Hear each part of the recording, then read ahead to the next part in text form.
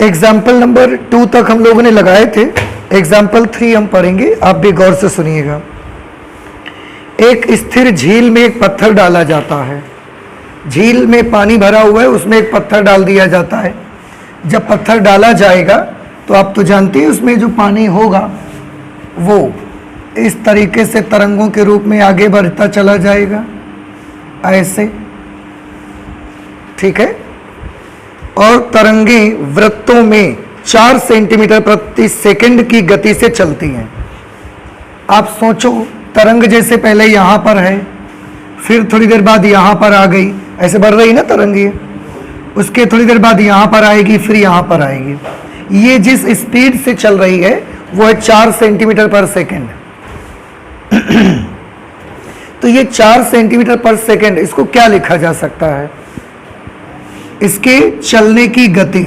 इसका मतलब ये है कि 1 सेकंड में इतनी रेडियस इसकी बढ़ जाती है। देखिए 4 सेंटीमीटर पर सेकंड का मीनिंग क्या है कि पर सेकंड उसकी त्रिज्या में 4 सेंटीमीटर की वृद्धि आ जाती है।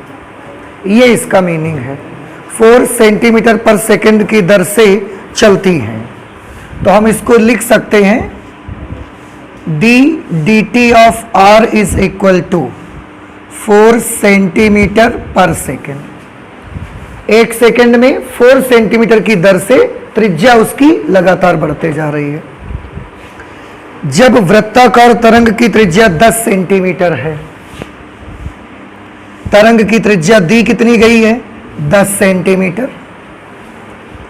तो उस क्षण घिरा हुआ क्षेत्रफल कितनी तेजी से बढ़ रहा है? क्षेत्रफल कितनी तेजी से बढ़ रहा है, मतलब क्षेत्रफल में वृद्धि की दर आपको पता लगानी है। तो क्षेत्रफल में वृद्धि की दर को किससे लिखेंगे? डी डी टी ऑफ ए से। और यही आपको मालूम करना है। तरंगे जो होंगी वो किस रूप में है? वृत्ताकार रूप में। तो सबसे पहले अगर त्रिज्या r है तो तरंगों का क्षेत्रफल क्या होगा?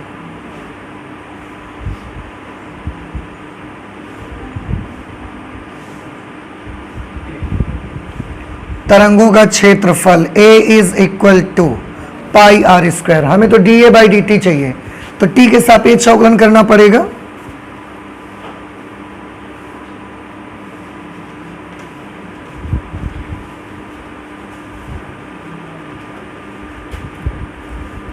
समय के सापेक्ष अवकलन करने पर यह आ जाएगा डी डी टी ऑफ ए। इसका समय के सापेक्ष करोगे तो चलिए, अच्छा पहले हम एक बार लिख देते हैं d D T of pi are square. अब देखिए फलन आर का है पर अवकलन हम किसके सापेक्ष करें? टी के सापेक्ष। तो चैन रूल लगाना पड़ेगा हमको। डी डी टी ऑफ ए, पाई तो कांस्टेंट है, उसको बाहर कर दो आप। पहले आर स्क्वायर का आर के सापेक्ष अवकलन करो। जैसे एक्स स्क्वायर का एक्स के सापेक्ष अवकलन 2x, वैसे ही आर स्क्वायर का आर के सापेक्ष अवकलन 2r। पाई पहले से था। फिर साथ में क्या लेना पड़ेगा? D D T of r लिखना पड़ेगा आपको। अब इस पे वैल्यू अप्लाई कर दो। आर की जगह 10, d D T of r की जगह 4, तो हमने 2 लिखा। पाई की जगह पाई, आर की जगह पर 10, और d D T of r की जगह पर क्या लिखेंगे? 4। अब आप देखें 40 दूना 80 पाई डी डी टी ऑफ ए। इसका यूनिट बताइए क्या होगा? ऊपर क्षेत्रफल है और नीचे टाइम है। क्षेत्रफल के लिए क्या लिखना चाहिए? सेंटीमीटर स्क्वायर, और समय के लिए सेकंड। तो ये डी डी टी ऑफ ए की वैल्यू निकल करके आ गई। इस तरह से आपने देखा कि जो तरंगे झील के पानी में उत्पन्न हो रही हैं वो 1 सेकंड में कितना आगे निकल जाती हैं? 4 सेंटीमीटर।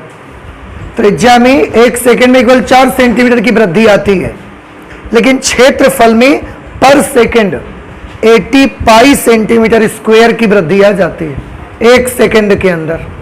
और रेडियस कितना बढ़ती है केवल 1 सेकंड में? 4 सेंटीमीटर। ये इसका मीनिंग है, ठीक है। तो ये हमने एग्जाम्पल नंबर 3 कर लिया। इसके बाद एग्जाम्पल नंबर 4 कर लेते हैं।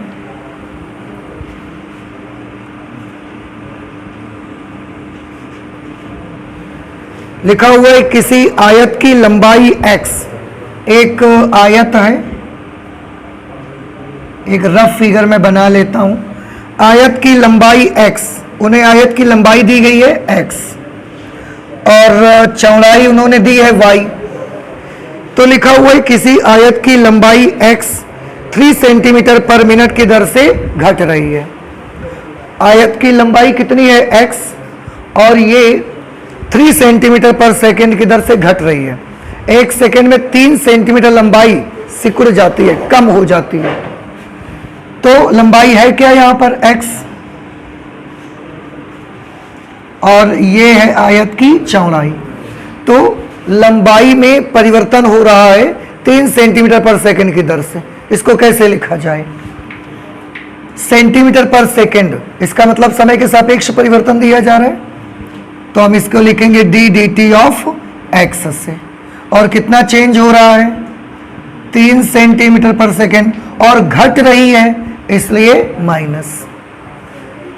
समय बढ़ रहा है लेकिन लंबाई तो क्या हो रही है? लंबाई तो घट रही है ना, सेंटीमीटर पर मिनट की दर से। अच्छा है, ये बात समझ में आ गई कि समय तो धीरे धीरे बढ़ रहा है, समय तो घटेगा नहीं कभी, पर लेंथ उसकी घट रही है। तो जब समय के सापेक्ष या किसी राशि के सापेक्ष ये ऊपर वाली राशि अगर घटे तो आप माइनस में लीजिए, समय के बढ़ने के साथ साथ अगर ये बढ़े तो फिर आप प्लस में लेंगे इसको। और चौड़ाई y, चौड़ाई क्या है? y, ये 2 सेंटीमीटर पर मिनट की दर से बढ़ रही है। इसको कैसे लिखा जाए? इसको लिखेंगे D D T of y, समय के सापेक्ष चौड़ाई में परिवर्तन। कितने का परिवर्तन आ रहा है? 2 सेंटीमीटर प्रति मिनट, और बढ़ रही है इसलिए प्लस। अब आगे क्वेश्चन में है, जब x is equal to 10 centimetre और y is equal to 6 centimetre. ये सब चीजें ना हमको गिवन है, दी गई हैं।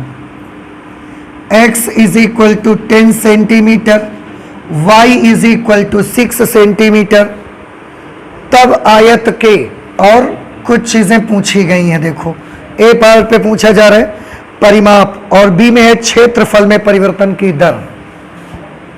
पहले में आपको बताना है परिमाप में परिवर्तन की दर, इसका मतलब है d D T of P. परिमाप को हम लिख लेते हैं पी, पेरीमीटर कहते हैं ना उसको, इसलिए एक तो ये हमें पता लगाना है, और दूसरा उसके क्षेत्रफल में परिवर्तन की दर हमको पता लगाना है। तो समय के सापेक्ष क्षेत्रफल में परिवर्तन की दर, ये हमें मालूम करना है।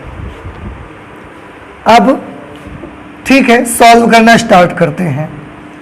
हम d D T of P निकालना है, तो डी डी टी ऑफ, और पी हमने क्या माना है? परिमाप। आयत का परिमाप याद है आपको? 2 इंटू लंबाई प्लस चौड़ाई, लंबाई प्लस चौड़ाई, x प्लस वाई। परिमाप का एक्चुअल मीनिंग होता है total length of the boundary. Boundary जो परिसीमा है उसकी कुल लंबाई आप ले लीजिए, चाहे जिसका निकालना हो, त्रिभुज का निकालना हो, आयत का चाहिए, वृत्त का चाहिए, किसी भी फिगर का अगर आपको परिमाप चाहिए तो पूरी बाउंड्री नाप लीजिए। अगर आपको अपने खेत का परिमाप चाहिए तो पूरी बाउंड्री उसकी नाप लो बस। अगर आपका घर कितने परिमाप है, पूरी बाउंड्री नाप लो, उसकी परिमाप आ जाता है। तो इसमें देखो, हम नापने जाएंगे, अगर यहाँ से स्टार्ट करेंगे तो x plus y plus x plus y, 2 बार x आता है, 2 बार y आता है, इसलिए 2x प्लस वाई। ठीक है, अब आप इसे सॉल्व करिए, तो इसको अंदर ले जाइए। 2 तो अचर है, ये हम लिख देंगे D D T of x plus D D T of y। D D T of x की वैल्यू लिखी हुई है -3, और d D T of y की वैल्यू कितनी है? 2। ये कितना बना? -1, -1 को 2 से मल्टीप्लाई कर देंगे, -2। यह आ गया d D T of p। इसका यूनिट क्या लिखा जाए? परिमाप एक प्रकार की लेंथ है, इसलिए इसके लिए हम सेंटीमीटर लिखेंगे, और टाइम के लिए हम क्या लिखेंगे? मिनट। इसका मतलब हुआ कि जो परिमाप है वो 1 मिनट में 2 सेंटीमीटर क्या हो जाता है? बढ़ रहा है कि घट रहा है? घट रहा है। माइनस आ रहा है ना? माइनस इस बात की निशानी है कि 1 मिनट में जो आयत का परिमाप है वो 2 सेंटीमीटर कम हो जाता है। एरिया के बारे में बात करिए। D D T of a is equal to, आयत का क्षेत्रफल का सूत्र क्या होता है? लंबाई गुणे चौड़ाई। तो लंबाई कितनी है? x, चौड़ाई आ गई y। ठीक है। ये क्षेत्रफल का क्या मीनिंग होता है? क्षेत्रफल का मतलब पूरी ये जगह है,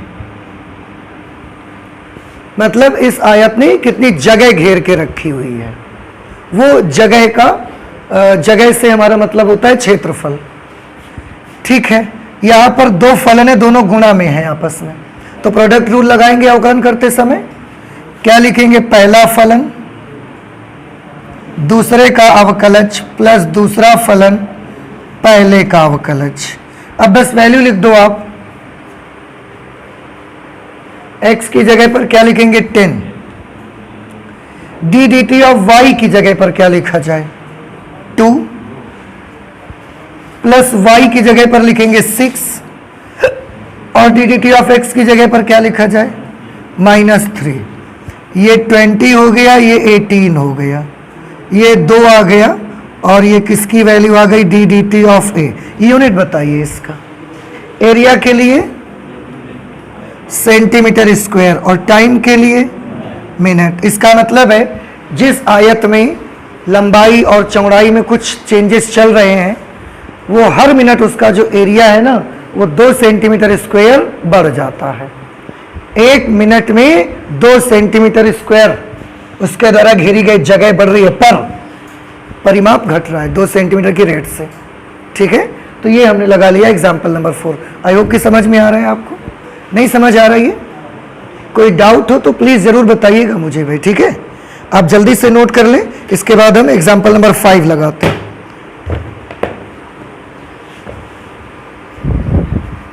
एग्जाम्पल नंबर 5,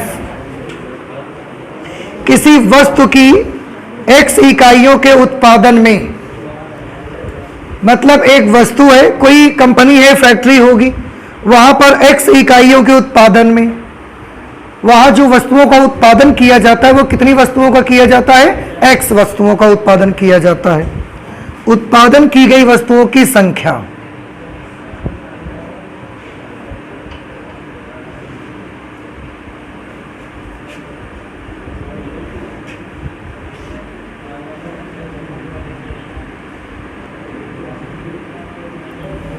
x वस्तुएं बनाई जाती हैं, होता वो कुछ बनता होगा वहां पे, x वस्तुएं बनाई जाती हैं और उत्पादन में उनकी जो टोटल लागत लगती है उसके लिए एक इक्वेशन दी गई है आपको।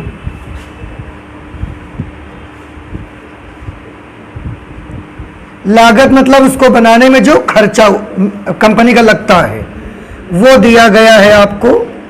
x c of x is equal to 0.005 x cube minus 0.02 x square plus 30x plus 5000 और इतने रुपए। देखो भैया इसका मीनिंग क्या है? एक कंपनी है कोई, वहां पर कुछ बनता होगा, हो सकता है पेन बन रहे हो वहां पर, तो कितने पेन बनाए उन्होंने? x। जब x पेन उन्होंने बनाए तो इतना खर्चा उनका लगा, खरीदने में हमें नहीं लगा, उस कंपनी का इतना खर्चा आता है। अब अगर इस फॉर्मूले पे, इस इक्वेशन पे आप x की जगह 5 लिख दो तो क्या मिल जाएगा आपको कि 5 पेन के बनाने में कंपनी को कितना खर्चा करना पड़ता है वो मिल जाएगा। अगर आप x की जगह 10 लिख दोगे तो कंपनी को 10 पेन बनाने में कितनी लागत आती है वो मिल जाएगा आपको। ये इसका मीनिंग है। आगे लिखा हुआ है सीमांत लागत ज्ञात कीजिए। हमको क्या ज्ञात करना है? सीमांत लागत ज्ञात करनी है।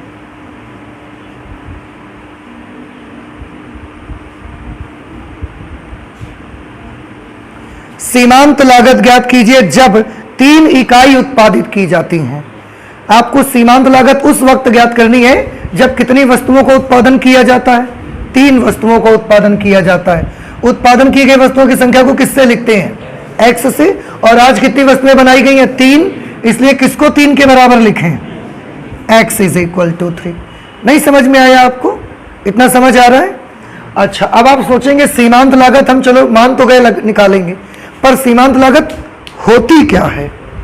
तो आप जानते हो एनसीईआरटी की एक बड़ी खूबसूरती इनकी ये है कि ये हर चीज को ना दे देते हैं बड़ी अच्छे से। अब आप सवाल को आगे पढ़ो, सीमांत लागत क्या होती है, उन्होंने सब लिख दिया है आपके लिए।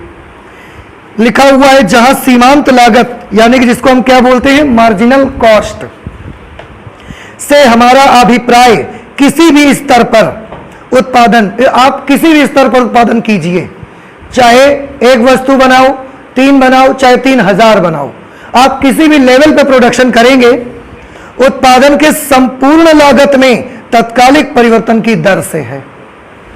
संपूर्ण लागत में परिवर्तन की दर से है।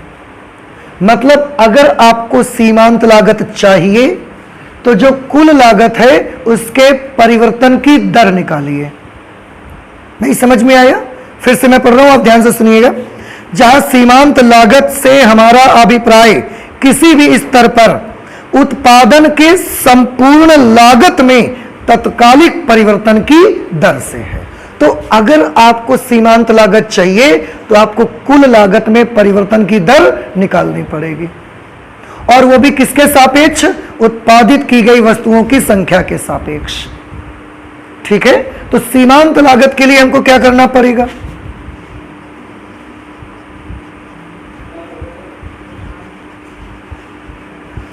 सीमांत लागत के लिए मुझे कुल लागत में परिवर्तन की दर निकालनी पड़ेगी, वो भी किसके सापेक्ष? उत्पादित की गई वस्तुओं की संख्या के सापेक्ष। मैं लिखता हूं, आप ध्यान से देखिए।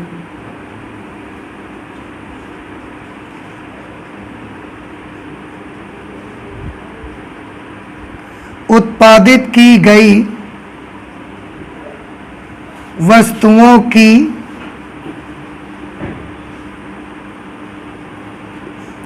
संख्या के सापेक्ष, उत्पादित की गई वस्तुओं की संख्या के सापेक्ष कुल लागत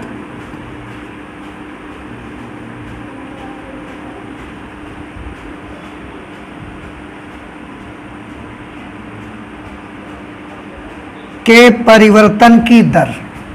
ठीक है, इसको लिखा कैसे जाएगा? इसको लिखा जाएगा ddx of c of x। उत्पादित की गई वस्तुओं के सापेक्ष कुल लागत के परिवर्तन की दर। c ऑफ x की वैल्यू उन्होंने दे रखी है 0.05 x³ minus 0.02 x² plus 30x plus 5000। इसका x के सापेक्ष अवकलन करिए। x³ का क्या अवकलन होगा? 3x², उस 3 का इसमें गुणा हो जाएगा।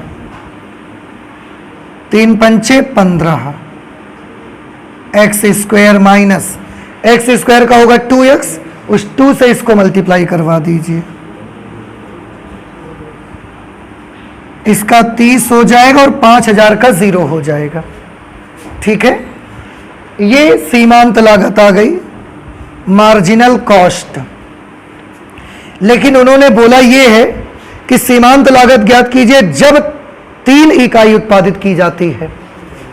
तो ये तो हमने क्या निकाल लिया? सीमांत लागत ही निकाला है, लेकिन जब x इकाइयां उत्पादित की जाती हैं, अगर 3 इकाई उत्पादित की जाती है तो सीमांत लागत कितनी आएगी वो हम यहां निकाल सकते हैं।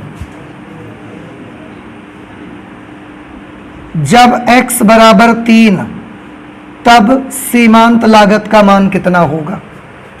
x की जगह 3 लिख दो आप।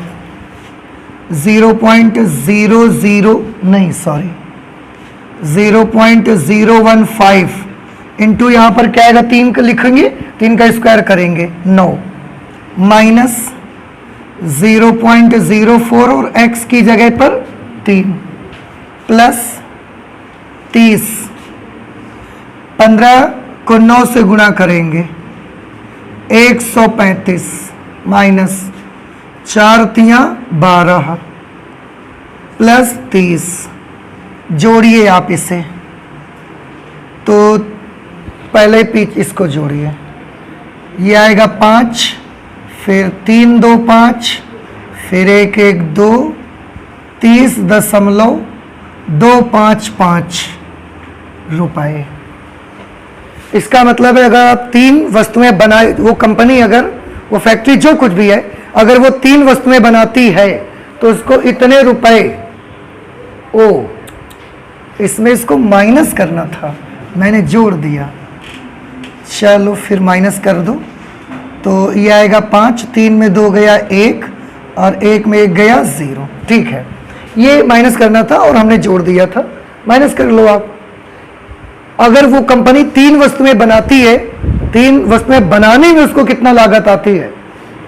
30 रुपए और 0.15 पैसे, 0.015 पैसे, इतनी उसकी कीमत लगती है बनाने में केवल उससे। उसके बाद वो कंपनी से सामान बेचने के लिए जाएगा बाहर, जहां भी जाएगा। और एक चीज याद कर लीजिए, ये चीज अगर किसी बुक ने नहीं भी दिया हो तो याद रखिए कि सीमांत लागत क्या चीज होती है। उत्पादित की गई वस्तुओं की संख्या के सापेक्ष कुल लागत के परिवर्तन की दर। नहीं समझ में आया तो आप प्लीज इसे नोट करें। इसके बाद एग्जाम्पल नंबर 6 लगाते हैं हम। एग्जाम्पल नंबर 6 में है किसी उत्पाद की, उत्पाद मतलब प्रोडक्ट, कोई प्रोडक्ट है, फिर कोई कंपनी है, किसी प्रोडक्ट की x इकाइयों की विक्रय से प्राप्त कुल आय रुपए में r of x is equal to 3x square plus 36x plus 5 से प्रदत्त है। देखो इसका क्या मीनिंग है। क्वेश्चन नंबर 5 में कंपनी ने प्रोडक्ट को क्या किया था? बनाया था।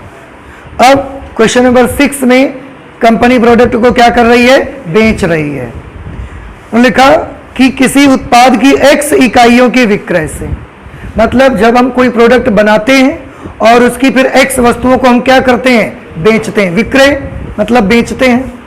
तो विक्रय की गई वस्तुओं की संख्या कितनी है? मतलब कंपनी ने कितनी चीजें, कितनी वस्तुएं बना के बेची? x वस्तुएं बेची उसने, और जब उसने x वस्तुएं बेची है तो उसको जो इनकम हुई है, जो आय हुई है, वो टोटल आय इस समीकरण से दी जाती है। मतलब x वस्तुएं बेचने से उसको इतनी इनकम होती है।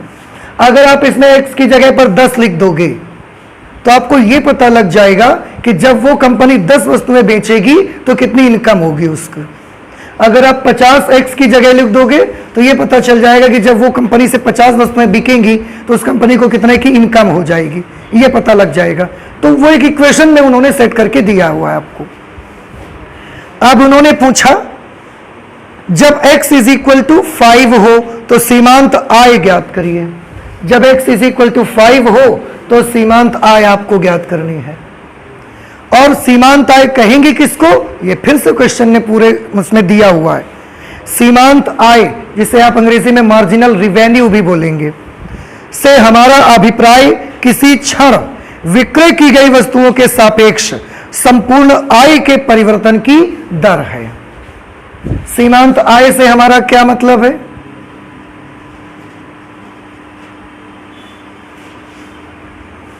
सीमांत आय से हमारा मतलब है विक्रय की गई वस्तुओं की संख्या के सापेक्ष, मतलब विक्रय की गई वस्तु, बेची गई वस्तुएं, बेची गई वस्तुओं की संख्या हमने कितनी मानी है? x, इसके सापेक्ष कुल आय के परिवर्तन की दर, यह हमारा मतलब है सीमांत आय से। तो हम यहां पर लिख सकते हैं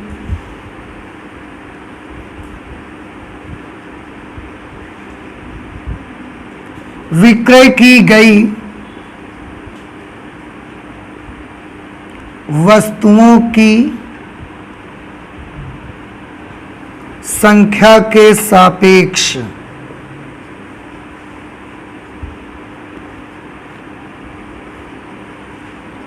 कुल आय के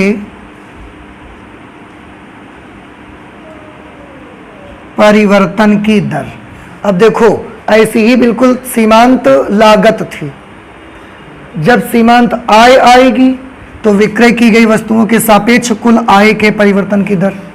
आय तब आएगी जब वस्तुएं बेचेंगे आप, और उस समय किसके परिवर्तन की दर निकालनी पड़ेगी? कुल आय के। और सीमांत लागत के लिए क्या करेंगे आप? बनने वाली जितनी वस्तुएं बनेंगी उन बनने वाली वस्तुओं की संख्या के सापेक्ष कुल लागत के परिवर्तन की दर निकालोगे। फिर से देखो, दोनों बातों को समझ लो। सीमांत लागत में किसके परिवर्तन की दर निकाली जाएगी? कुल लागत के परिवर्तन की दर। सीमांत आय में किसके परिवर्तन की दर? कुल आय के परिवर्तन की दर। सीमांत लागत में किसके सापेक्ष निकालेंगे? जितना हम कंपनी बनाएगी उनके सापेक्ष। और सीमांत आय किसके सापेक्ष निकालेंगे? जितनी वस्तुएं बिकेंगी, तो बिकने पर ही तो आय होगी, और लागत बनने पर होगी। इसलिए दोनों को आप अलग अलग अच्छे से समझ लो। तो सीमांत लागत, जिसे मार्जिनल रिवेन्यू भी कहते हैं, कैसे निकाला जाए? विक्रय की गई वस्तुएं कितनी? x, इनके सापेक्ष, तो x के सापेक्ष कुल आय के परिवर्तन की दर। कुल आय r of x, r of x की जगह पर लिख देंगे 3x square plus 36x plus 5।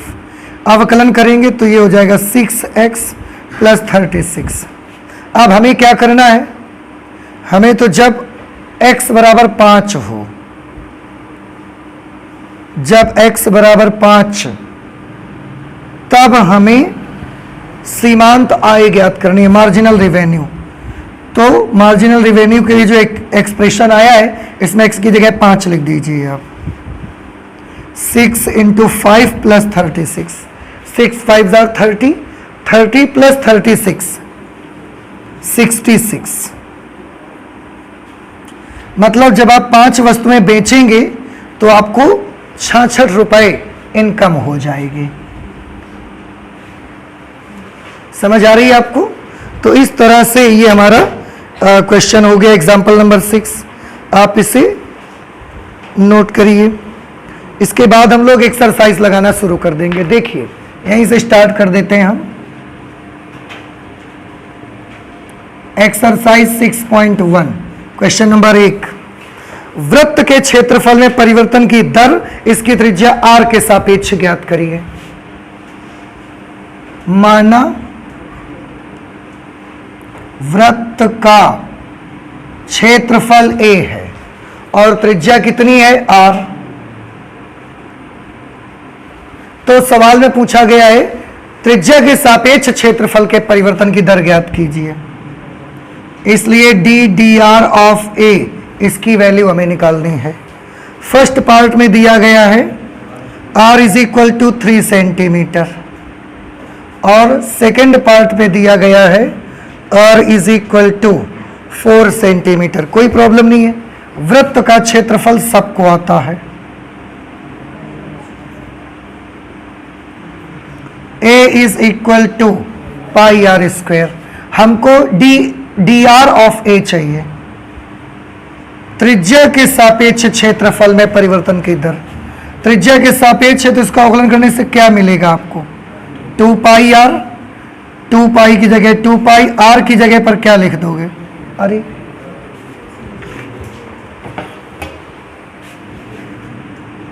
r की जगह 3 लिख दोगे, कितना आ जाएगा? 6 पाई। ऊपर एरिया है, नीचे रेडियस है। एरिया के लिए सेंटीमीटर स्क्वायर, रेडियस के लिए सेंटीमीटर। तो जब रेडियस 1 सेंटीमीटर इंक्रीज होगी उस समय area 6 pi square centimetre increase हो जाएगा। इस क्वेश्चन को सेम जैसा हमने फर्स्ट पार्ट किया है ऐसा आप इस क्वेश्चन को कर लेंगे। बस r की जगह 3 के बजाय वहां क्या आ गया है? 4 कर लेंगे। ठीक, नोट करिए। इसके बाद हम आ जाते हैं क्वेश्चन नंबर 2 पर।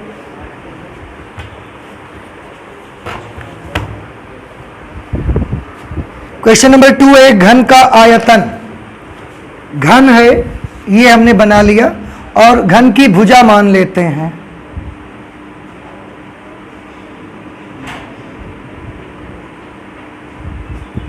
माना घन की भुजा x सेंटीमीटर है। तो ये भी x है, ये भी x है, ये भी x है। आयतन 8 सेंटीमीटर क्यूब पर सेकंड की दर से बढ़ रहा है। आयतन के वृद्धि की दर प्रदर्शित किससे करोगे?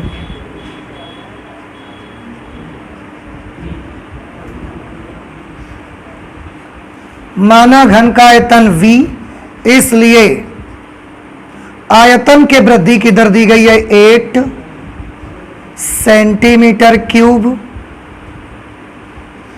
पर सेकंड। 1 सेकंड में घन का आयतन 8 घन सेंटीमीटर बढ़ जाता है। तो सिंबल समझ में आ गया आपको?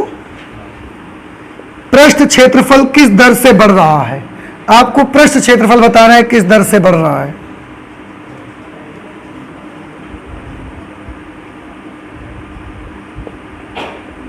माना घन का पृष्ठ क्षेत्रफल s है, तो हमको पता क्या लगाना है? d dt ऑफ s मालूम करना है। जब इसके किनारे की लंबाई 12 सेंटीमीटर है, घन का किनारा मतलब भुजा, और भुजा हमने कितनी मानी है? x, तो x की वैल्यू कितनी दी गई है आपको? 12 सेंटीमीटर। इतनी सारी जानकारियां हमको दी गई हैं और ये हमको मालूम करना है। सबसे पहले आयतन से आप यूज करेंगे। अब हम सॉल्यूशन स्टार्ट करते हैं। तो सबसे पहले हम लेंगे घन का आयतन v।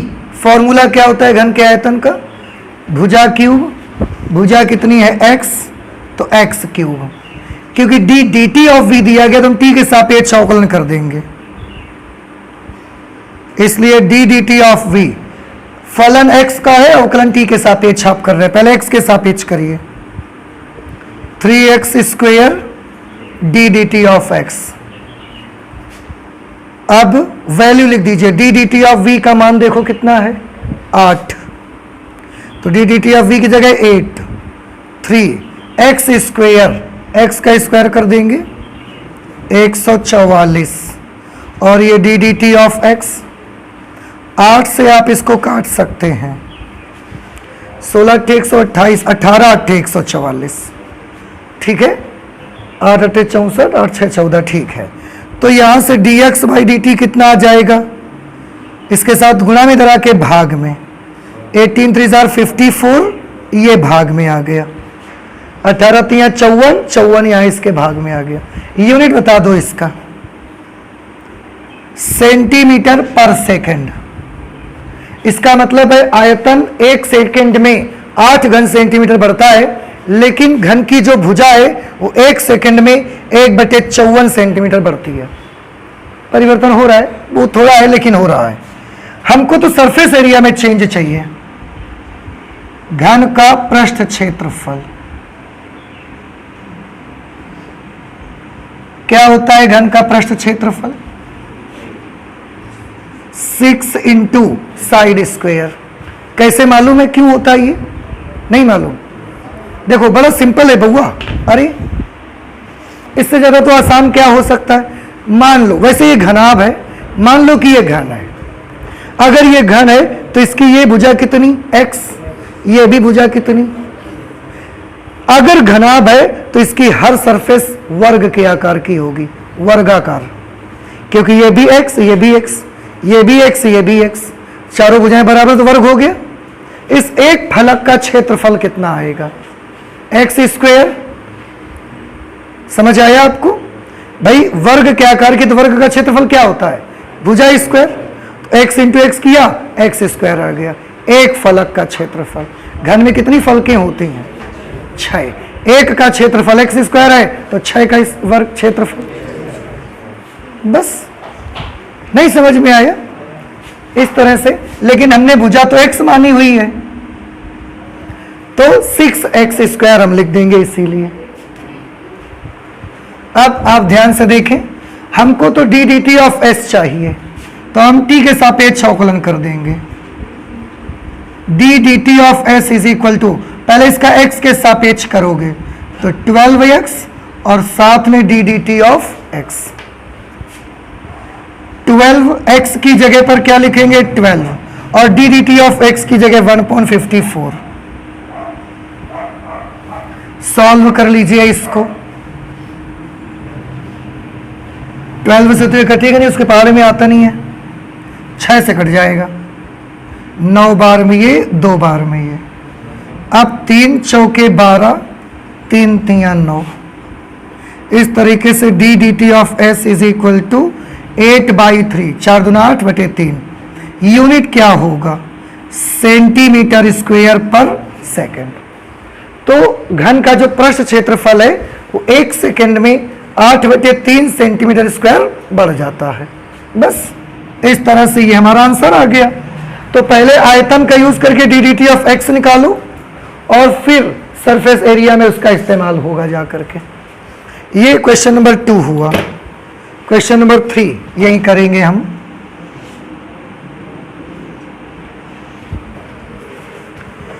एक वृत्त की त्रिज्या समान रूप से 3 सेंटीमीटर पर सेकंड की दर से बढ़ रही है।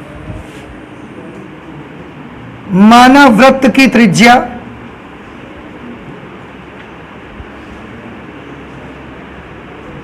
स्मॉल r है, तब त्रिज्या के बढ़ने की दर दी गई है 3 सेंटीमीटर पर सेकंड। बताइए क्या सिंबल लिखें इसका हम? D D T of r. क्यों? सेकंड में दिया गया है उसको, इसलिए। तो d D T of r 3 centimetre पर सेकंड। ज्ञात कीजिए कि वृत्त का क्षेत्रफल किस दर से बढ़ रहा है। माना वृत्त का क्षेत्रफल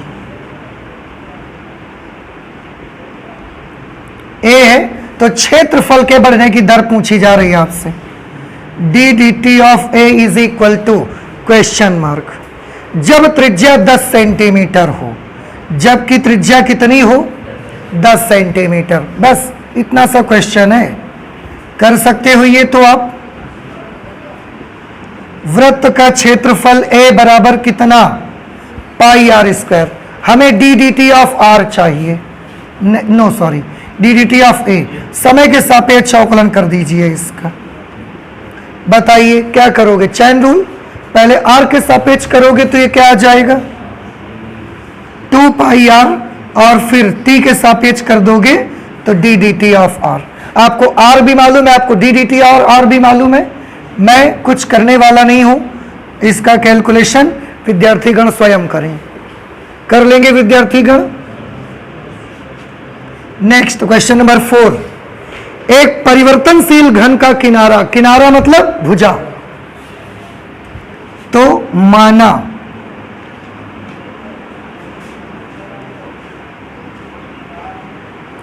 घन का किनारा कितना है? x centimetre. तो मैं बोले एक परिवर्तनशील घन का किनारा 3 सेंटीमीटर पर सेकंड की दर से बढ़ रहा है।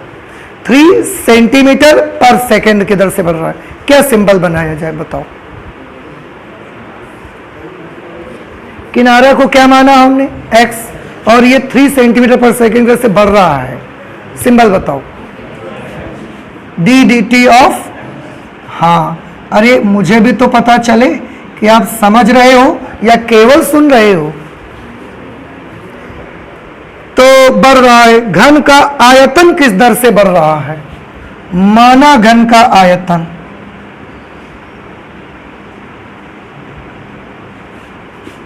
v है, तो आयतन के बढ़ने की दर पूछी जा रही है। सिंबल बता दो जल्दी से। डी डी टी ऑफ, ये पूछा जा रहा है। जबकि किनारा 10 सेंटीमीटर लंबा है, किनारा मतलब x 10 सेंटीमीटर लंबाई का है। बस इतना जरा सा क्वेश्चन है। कैसे करिएगा आप इसको? घन के आयतन का ही सूत्र लगाइए। घन का आयतन, जिसको हमने v से लिखा है, आयतन का सूत्र होता है भुजा क्यूब। ठीक है, आपको d D T of v चाहिए, तो समय के सापेक्ष अवकलन कर दीजिए इसका। D D T of v, t के सापेक्ष अवकलन करना है। फलन किसका है? x का। अवकलन किसके सापेक्ष? क्या करना पड़ेगा? चैन रूल लगाइए। कैसे लगेगी? 3x स्क्वायर इंटू, आपको x भी मालूम है 10, d D T of x भी मालूम है 3, इसलिए क्वेश्चन आप सॉल्व करेंगे। इसे भी मैं आगे का कैलकुलेशन नहीं कर रहा हूं, आप खुद करिए। Question number 5। 5 नंबर पे एक स्थिर झील में एक पत्थर डाला जाता है। अभी अभी ऐसा एक सवाल किया था हम लोगों ने एग्जाम्पल में। तरंगे वृत्तों में 5 सेंटीमीटर पर सेकंड की गति से चलती हैं। बताइए इसको मैं क्या लिखूं? अगर तरंग की गति 5 सेंटीमीटर पर सेकंड है तो इसका सिंबल क्या बनाना पड़ेगा मुझे? इसका क्या मतलब है और फिर इसका सिंबल क्या बनेगा? इसका मतलब है कि 1 सेकंड में तरंग की त्रिज्या 5 सेंटीमीटर बढ़ जाती है। तो माना तरंग की त्रिज्या r है।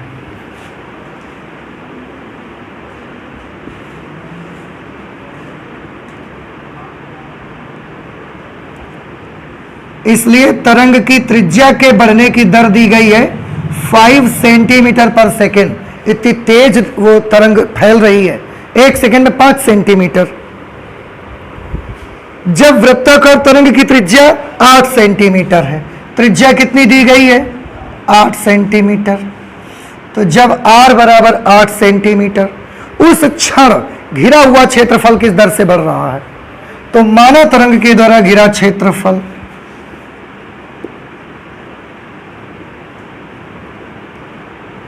माना तरंग के द्वारा घिरा क्षेत्रफल a है, इसलिए घिरे हुए क्षेत्रफल में किस दर से वृद्धि आएगी ये हमसे पूछा जा रहा है। डी डी टी ऑफ ए, उस क्षण घिरा हुआ क्षेत्रफल किस दर से बढ़ रहा है? बेटा ये सिंबल समझ आ रहे हैं ना आपको? अच्छा, तरंग का क्षेत्रफल, तरंग किस आकार की है? वृत्ताकार, और इसलिए वृत्त के क्षेत्रफल का सूत्र क्या होता है? पाई आर स्क्वायर। हमको डी डी टी ऑफ ए चाहिए, टी के सापेक्ष अवकलन कर दीजिए। पहले आर के सापेक्ष करेंगे तो 2 पाई आर, और फिर उसके साथ मुझे d D T of r लिखना पड़ेगा।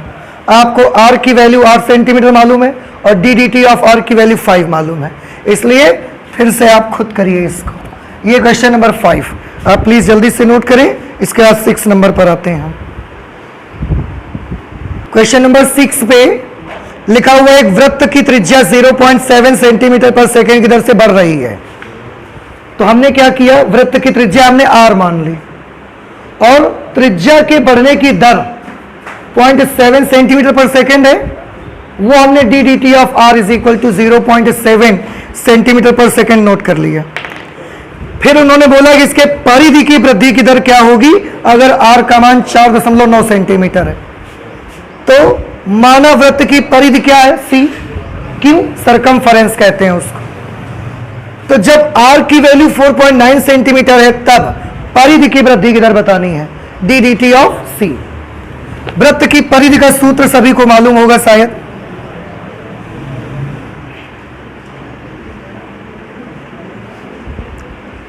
c is equal to formula होता है 2 पाई r। हमको t के सापेक्ष करना है, तो d D T of c, r का फलन है, समय के सापेक्ष अवकलन करना, तो पहले r के सापेक्ष करेंगे। 2 पाई r का r के सापेक्ष करो, 2 पाई r का 1 हो जाएगा, और फिर साथ में क्या लिखना बाकी है? D D T of r। आपको d D T of r मालूम है? अरे इसमें तो कहीं r आ ही नहीं रहा है, नहीं आने दो, क्या किया जाए भाई? r का मान दिया ना 4.9, तो r तो आई नहीं कहीं पर, मत आने दो, क्या करें हम? 7 नंबर क्वेश्चन देखिए। क्वेश्चन नंबर 7, क्या हम यहीं लगा दें क्वेश्चन नंबर 7? ये आगे करना है आपको, ठीक है? 2 पाई को 2 पाई ही लिखे रहने देना, D D T of r की जगह पर क्या लिख देना? 0.7। तो 0.7 इंटू 2 1.4 पाई। यूनिट क्या लिखोगे बताइए? परिधि होता है सेंटीमीटर पर सेकेंड, आ जाएगा। एक आयत की लंबाई x, देखो ऐसा ही एक क्वेश्चन बिल्कुल एग्जाम्पल पे लगा के आए हो भाई। एक आयत की लंबाई x, यहां पर एक आयत दिया गया है, छोटा सा आयत बना लेते हैं। लंबाई कितनी है उसकी? x। चौड़ाई कितनी दी गई है? y। आयत की लंबाई x 5 सेंटीमीटर पर मिनट की दर से घट रही है। बताओ क्या सिंबल लिखे और इसको कैसे लिखा जाए। लंबाई 5 सेंटीमीटर पर मिनट की दर से घट रही है। D D T of x is equal to 5 centimetre पर मिनट, और घट रही है इसलिए माइनस। चौड़ाई y 4 सेंटीमीटर पर मिनट की दर से बढ़ रही है, चौड़ाई बढ़ रही है, कैसे लिखा जाए। D D T of y is equal to +4 centimetre पर मिनट। जब x बराबर 8 सेंटीमीटर, x की वैल्यू 8 सेंटीमीटर और y की वैल्यू 6 सेंटीमीटर दिया है, तब आयत के परिमाप और क्षेत्रफल के परिवर्तन की दर ज्ञात कीजिए।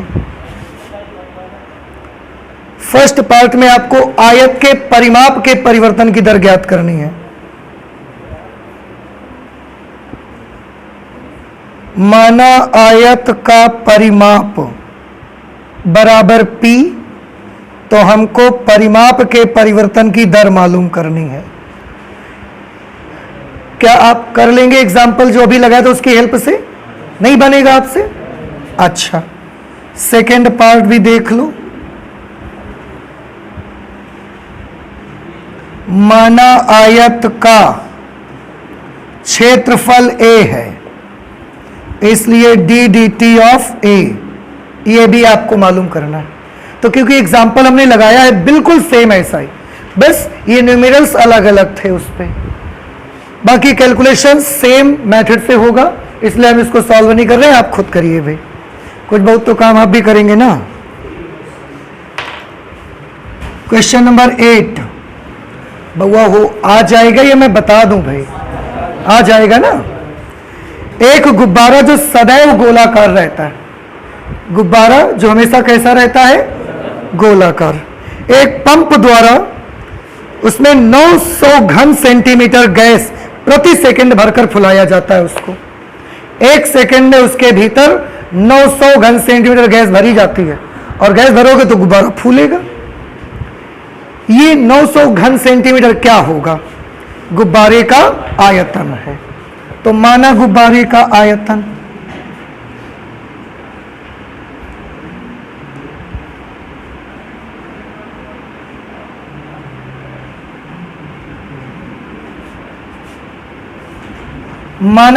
का आयतन v है, इसलिए आयतन के परिवर्तन की दर इन्होंने दी हुई है। कितना? 900 घन सेंटीमीटर, वो भी 1 सेकंड के अंदर। तो d D T of v is equal to 900 cubic centimetre पर सेकंड। तो 1 सेकंड के भीतर गुब्बारे के अंदर भरने वाली गैस का आयतन 900 घन सेंटीमीटर बढ़ जाया करता है। हर सेकंड फुलाया जाता है। गुब्बारे की त्रिज्या के परिवर्तन की दर ज्ञात कीजिए। तो माना गुब्बारे की त्रिज्या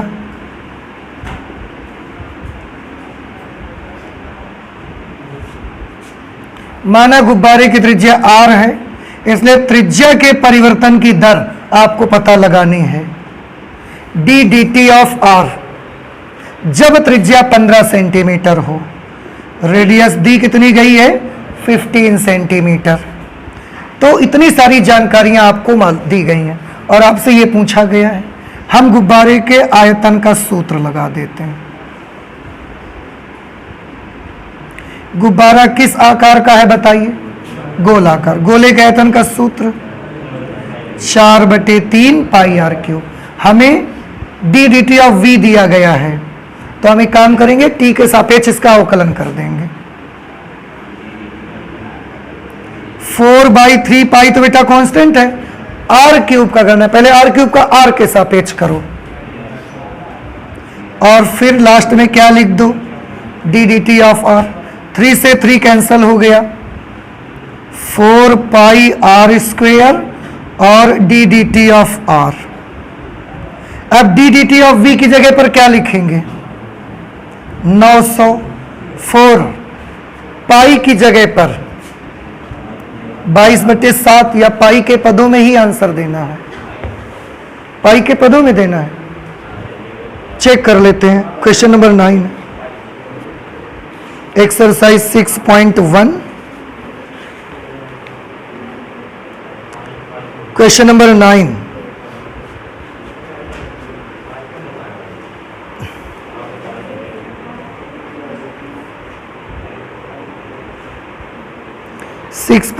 क्वेश्चन नंबर 9। ओ सॉरी, क्वेश्चन नंबर 8 पाई के टर्म्स में ही है, ठीक है। मैं कंफ्यूज हो गया, उसमें 900 पाई कुछ ऐसा दे रहे हैं, पाई साथ में, तो मेरा पाई साथ में कैसे आएगा, ये तो अपॉन में आना चाहिए। चलिए, हम 9 का बार बार देख रहे थे, 8 की नंबर है ये। 4 पाई आर स्क्वायर, 15 का स्क्वायर करो कितना आएगा 225, और d D T of r आपको पता लगाना है। 225 चौके 900 होते हैं भाई, 225 का गुणा 4 से करोगे कितना आएगा 900, और वो 900 से 900 कट जाएगा। फिर अब ये पाई यहां पर आ जाएगा इस तरह से, D D T of R is equal to 1/पाई। यूनिट क्या रहेगा इसका, सेंटीमीटर पर सेकेंड, रेडियस अपॉन टाइम, इतने सेंटीमीटर पर सेकेंड। क्या आपको ये क्वेश्चन समझ में नहीं आया, आ गया है?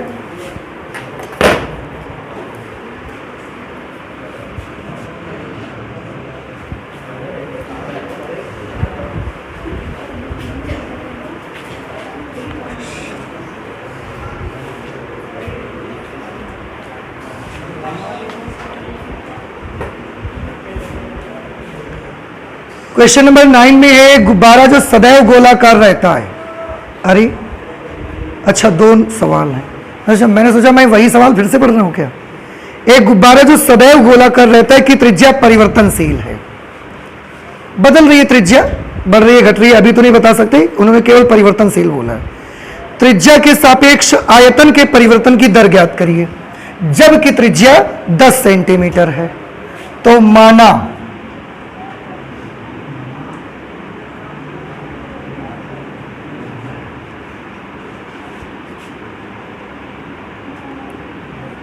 गुब्बारे की त्रिज्या r है तथा आयतन v है,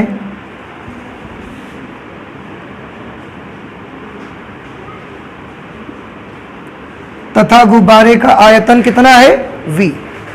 हमें उन्होंने बोला कि जब r is equal to 10 centimetre है, उस समय त्रिज्या के सापेक्ष आयतन के परिवर्तन की दर बताइए।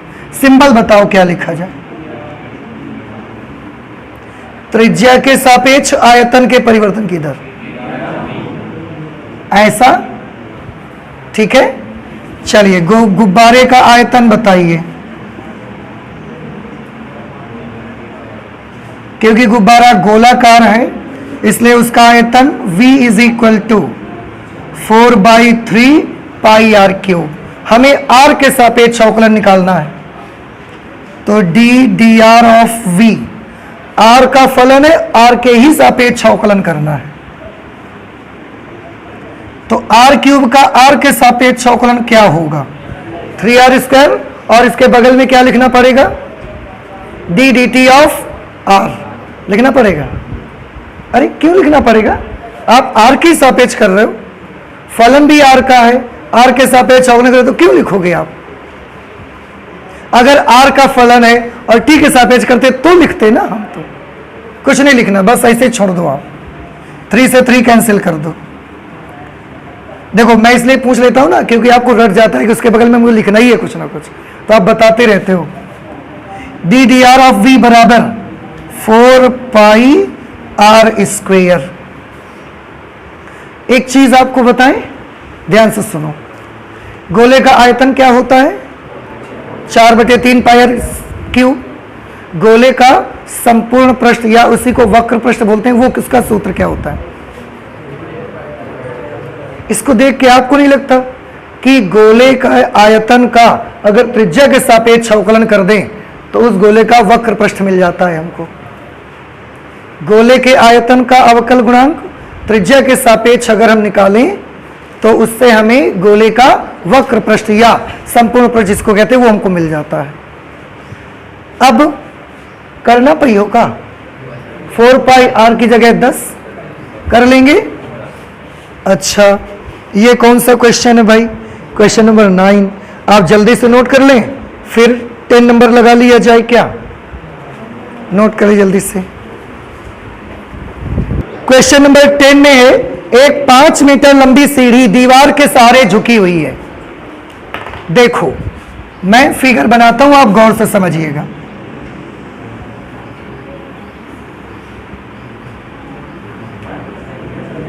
देखो भैया, ये जमीन है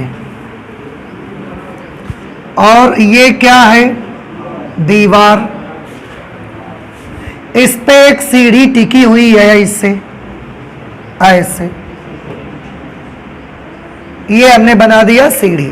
सीढ़ी 5 मीटर लंबी है, 5 मीटर लंबी। इसको कुछ मान लो, इसको मान लिया A, फिर B और C। ये समझ आ गया सभी को? तो AC की वैल्यू कितनी दी गई है? 5 मीटर। सीढ़ी का नीचे का सिरा जमीन के अनुदिश दीवार से दूर 2 सेंटीमीटर पर सेकंड की दर से खींचा जाता है। सीढ़ी का निचला सिरा जमीन के अनुदिश दीवार से दूर 2 सेंटीमीटर पर सेकंड की दर से हम खींचते हैं। मतलब ये पकड़ा हमने और खींचना शुरू कर दिया। जब ये हम ऐसा खींचेंगे तो ये क्या होगी? ये नीचे खिसकेगी। इसको कितनी स्पीड में खींच रहे हैं? 2 सेंटीमीटर पर सेकंड की दर से। दीवार पर इसकी ऊंचाई किस दर से घट रही है? तो दीवार में इसकी ऊंचाई घटते जाएगी, वो किस दर से घटेगी आपको पता लगाना है। जबकि सीढ़ी के नीचे का सिरा दीवार से 4 मीटर दूर है। सीढ़ी के नीचे का सिरा दीवार से 4 मीटर दूर है। पहले तो एक काम कर लो, मैं इस डिस्टेंस को माने ले रहा हूं x, और ये वाली हाइट हम कितनी मान ले रहे हैं? y। ऐसा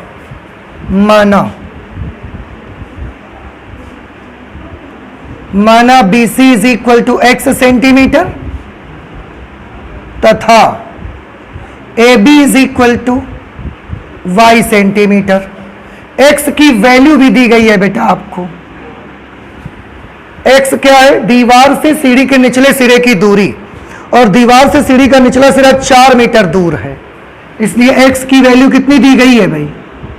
4 मीटर। अरे समझ नहीं आ रहा आपको? नहीं आ रहा है? आ रहा है? अच्छा, तो x की वैल्यू 4 दी गई है, सीढ़ी 5 है। एक काम करना पड़ेगा आपको, और पूछा क्या गया पहले ये देख लेते हैं। लिखा है जमीन के अनुदिश सीढ़ी का निचला सिरा जमीन के अनुदिश दीवार से दूर 2 सेंटीमीटर पर सेकंड की दर से खींचा जाता है। देखो ये वाला सिरा पकड़ते हैं, ऐसा ले जा रहे हैं। जब ऐसा ले जाएंगे x का क्या होगा? बढ़ेगा कि घटेगा? बढ़ेगा। कितनी स्पीड में खींच रहे हैं? 2 सेंटीमीटर पर सेकंड, उसी स्पीड में ये बढ़ेगा। तो x के बढ़ने की दर बताइए क्या लिखी जाए? dt ऑफ x 2 सेंटीमीटर पर सेकंड। कह रहे तो सीढ़ी का जो ऊपरी सिरा है वो नीचे गिरना शुरू हो जाएगा, तो ये वाली हाइट कितनी दर से घटेगी? यानी कि y घटेगा कि बढ़ेगा? घटेगा। तो ये कितनी दर से घटेगा ये आपको पता लगाना है। dt ऑफ y आपको मालूम करना है। नहीं समझ में आया? ये आपको दिया गया, ये आपको मालूम करना है। अब हम कैसे करेंगे? सबसे पहले तो एक काम करो, आपको सीढ़ी मालूम है, आपको x मालूम है, आप y की वैल्यू पहले निकाल लो। तो त्रिभुज ABC में, त्रिभुज ABC में पाइथागोरस प्रमेय से, पाइथागोरस प्रमेय मालूम है क्या होती है? किसी समकोण त्रिभुज के कर्ण पर बना वर्ग शेष 2 भुजाओं पर बने वर्गों के योग के means AC square is equal to AB square plus BC square. AC की वैल्यू कितनी है? 5, स्क्वायर कर दिया 25। AB हमें निकालना है y स्क्वायर, AB y है ना, देखो। BC भी हमको मालूम है x, और x की वैल्यू क्या है? 4, 16। 16 दबा के माइनस होगा, 9 बचेगा और 9 का वर्गमूल 3, तो y की वैल्यू कितनी आ गई? 3 सेंटीमीटर। ठीक है, अब x के वृद्धि की दर दी गई है, y के घटने की दर आपसे पूछी गई है। उसके लिए जरूरी है कि हमें x और y में कोई समीकरण मालूम होना चाहिए। तो x और y में कौन सी समीकरण बनेगी? हम इस त्रिभुज की मदद से x और y में एक समीकरण बनाना चाहते हैं। देखो कौन सी समीकरण बनेगी? त्रिभुज ABC में फिर से पाइथागोरस थ्योरम लगा दो। x square plus y square बराबर 5 का स्क्वायर 25। बउआ देखो, ये x और y में एक इक्वेशन हमको मिल गई। हालांकि x और y सबके मान हमको मालूम है, लेकिन हम रखेंगे नहीं। क्यों? क्योंकि मुझे x और y में समीकरण चाहिए ताकि y के घटने की दर हम निकाल सकें, इस वजह से। अब इसका क्या करेंगे? इक्वेशन तो निकाल ली हमने, अब इसका हम t के सापेक्ष अवकलन करेंगे।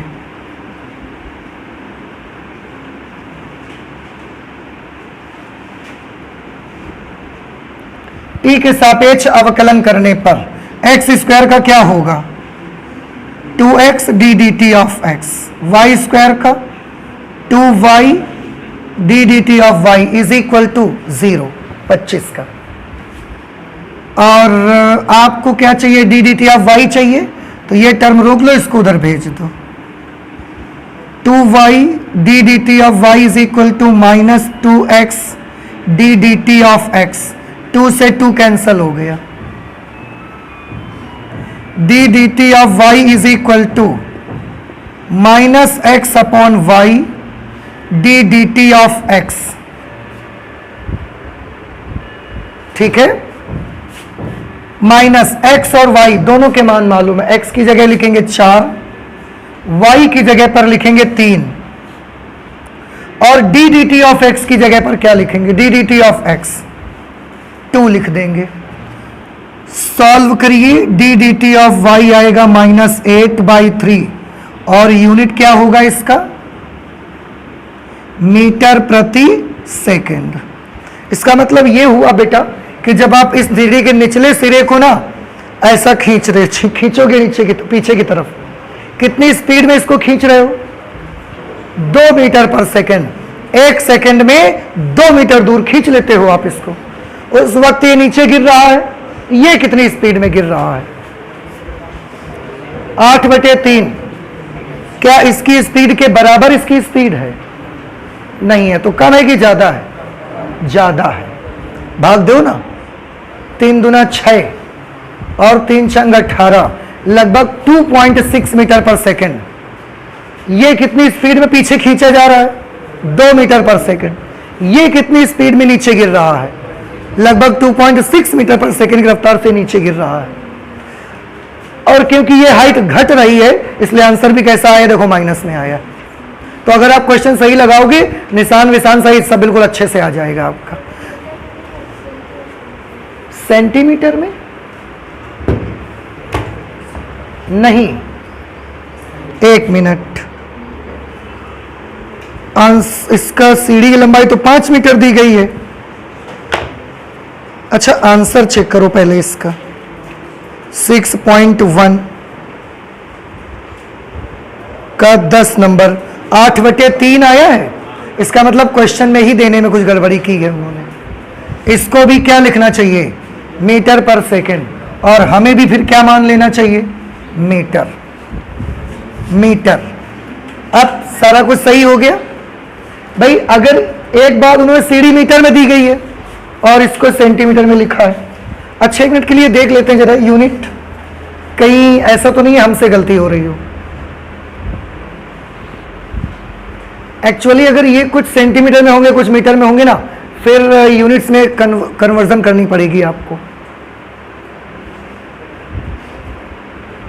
आप ऐसा करो, x और y मीटर में मान लो, तो ये सब मीटर में हो गया। यहां तक तो सही है, इसको सेंटीमीटर में बनाए रखो। अच्छा, फिर x square plus y square ये आ जाएगा।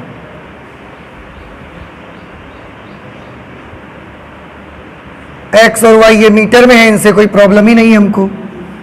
D D T of x ये सेंटीमीटर में है तो बहुत ज़्यादा होगा, सेंटीमीटर में आंसर आ जाएगा। चेक करो, सेंटीमीटर में दे रहे हैं आंसर, 8/3 सेंटीमीटर पर सेकेंड बहुआ हो। आप ऐसा कर लो, रहने दो इसको ऐसा ही, जो जैसा दिया गया है उसको वैसा ही रहने दो। यूनिट्स का मैंने ख्याल नहीं किया इसलिए मेरे से भी थोड़ा बीच में प्रॉब्लम आई। ये मीटर में है, मैंने भुजाएं भी मीटर में ही मान ली। ये 2 सेंटीमीटर पर सेकेंड से पीछे खींची जा रही है और यहां पर कोई दिक्कत नहीं आएगी यूनिट में। उसके बाद यहां पर आएगा भी, x भी 4 मीटर है, y भी 3 मीटर, मीटर से मीटर कट जाएगा। D D T of x का यूनिट क्या है, सेंटीमीटर पर सेकेंड, वही सेंटीमीटर पर सेकेंड बच जाएगा आपका, तो कोई दिक्कत नहीं, सारा कुछ ठीक ठाक है। ये मीटर वगैरह हम कर लो, इसको सेंटीमीटर पर सेकेंड बना रहने दो आप। और इस तरह से हमने कितने नंबर तक कर लिए, 10 नंबर तक। तो आज हम मैथमेटिक्स में इतना ही रख लेते हैं, आगे और भी पढ़ाई करेंगे लेकिन अगली क्लास पे, ठीक है। तो चलते हैं, मिलते हैं नेक्स्ट क्लास पे। Thank you.